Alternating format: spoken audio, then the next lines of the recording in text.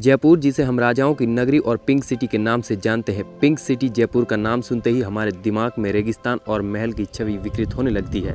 जयपुर राजस्थान की राजधानी है, जो कि एक अर्ध रेगिस्तान क्षेत्र में स्थित है। इस खूबसूरत से शहर को आमेर के राजा महाराजा सवाई जयसिंह द्वितीय ने बंगाल के एक वास्तुकार विद्याकर भट्टाचार्य की सहायता से इसका निर्माण करवाया था। जयपुर भारत का पहला शहर है जिसे वास्तुशास्त्र के अनुसार निर्मित किया गया था।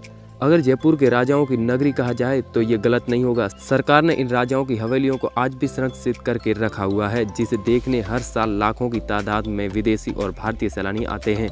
दूर दराज के क्षेत्रों से लोग यहाँ अपनी ऐतिहासिक विरासत की गवाह बनी समृद्ध संस्कृति और परंपरा को देखने आते हैं। अगर आप जयपुर घूमने आ रहे हैं तो इन राजसी किलों को देखना ना भूलें। आमेर किला, नाहरगढ़ किला, हवा महल, शीश महल, गणेश पोल और जल महल जयपुर के लोकप्रिय पर्यटक स्थलों में से है। जयपुर सिर्फ पर्यटकों का ही नहीं बल्कि हिंदी सिनेमा की भी पहली पसंद बनता जा रहा है।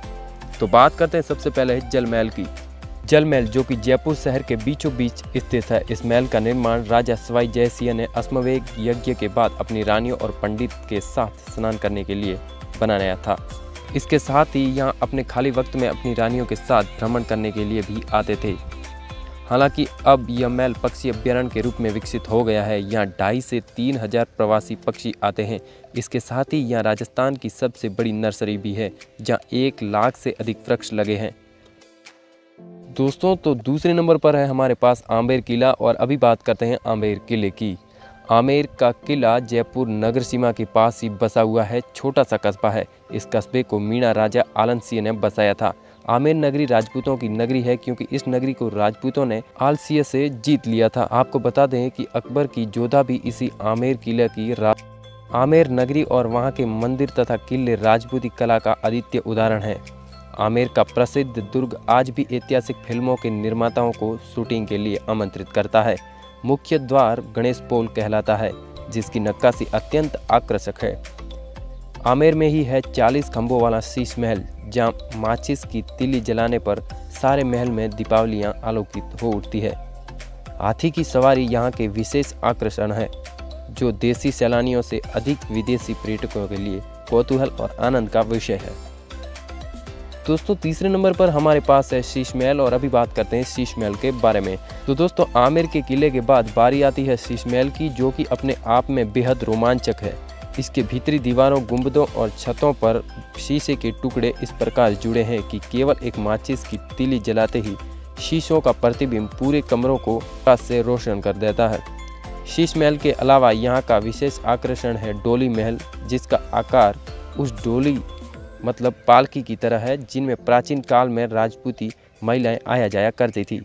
इन्हीं महलों में प्रवेश द्वार के अंदर डोली महल से पूर्व एक भूल भुलैया है, जहाँ राजा महाराजा अपनी रानियों और पटरानियों के साथ आंख मिचौनी का खेल खेला करते थे।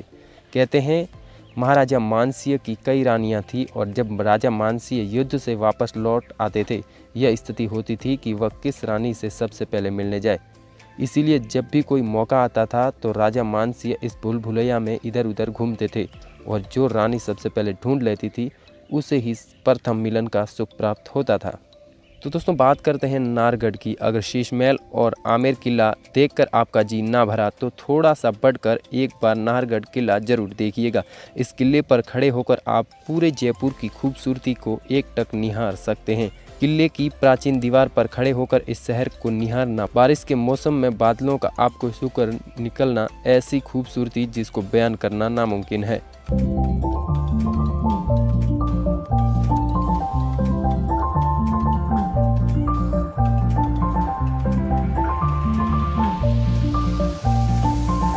अभी बात करते हैं हवा महल की। हवा महल, जो कि राजस्थान की राजधानी जयपुर में सैलानियों के आकर्षण का मुख्य केंद्रों में से एक है। यह महल शहर के बीचों बीच स्थित है। इस भव्य भवन का निर्माण 1799 में महाराजा सवाई प्रताप सिंह ने अपनी रानियों के लिए करवाया था। इस महल में बाहर की ओर बेहद खूबसूरत और आकर्षक छोटी छोटी जालीदार खिड़कियां हैं, जिन्हें झरोखा कहते हैं। इन झरोखों को इसलिए बनाया गया था ताकि उनकी रानियों पर किसी की निगाह ना पड़े और वे इन खिड़कियों से महल के नीचे सड़कों के समारोह व गलियारों में होने वाली रोज़मर्रा के ज़िंदगी गतिविधियों का अवलोकन कर सके। इस प्रत्येक छोटी खिड़की पर बलुआ पत्थर की बेहद आकर्षक और खूबसूरत नक्काशीदार जालियां, कंगूरे और गुंबद बने हुए हैं। यह बेजोड़ संरचना अपने आप में अनेकों अर्ध अष्टभुजाकार झरोकों में से समेटे हुए हैं जो इसे दुनिया भर में बेमिसाल बनाते हैं। तो दोस्तों बात करते हैं खान पान की। ये बात तो हो गई महलों की, अब बात करते हैं यहाँ के खान पान की। बात जयपुरी खाने की है और जयपुरी गट्टा और घेवर ना हो तो बेकार है। अगर आप जयपुर घूम कर थक गए हैं तो गट्टे की सब्जी पूरी के साथ ट्राई करना बिल्कुल ना भूलें। इसके अलावा दाल बाटी चूरमा, प्याज की कचौड़ी खाने के शौकीन इन सब खानों का लुत्फ़ नेहरू बाज़ार और जौहरी बाज़ार में जाकर उठा सकते हैं। मिठाइयों के शौकीन हो तो घेवर का एक पीस ज़रूर चखें। जयपुरी घेवर के अलावा यहाँ भी मिश्री, मावा और कचौड़ी देश भर में लोकप्रिय है। तो दोस्तों इस तरह से थे ये प्रसिद्ध जयपुर के स्थान। तो उम्मीद करता हूँ ये वीडियो आपको काफ़ी पसंद आया होगा। वीडियो पसंद आता है तो लाइक कर दीजिए और हमारे चैनल को अभी तक सब्सक्राइब नहीं किया है तो सब्सक्राइब करके बेल आइकन दबा दीजिए, जिससे आपको हर वीडियो का नोटिफिकेशन सबसे पहले आएगा।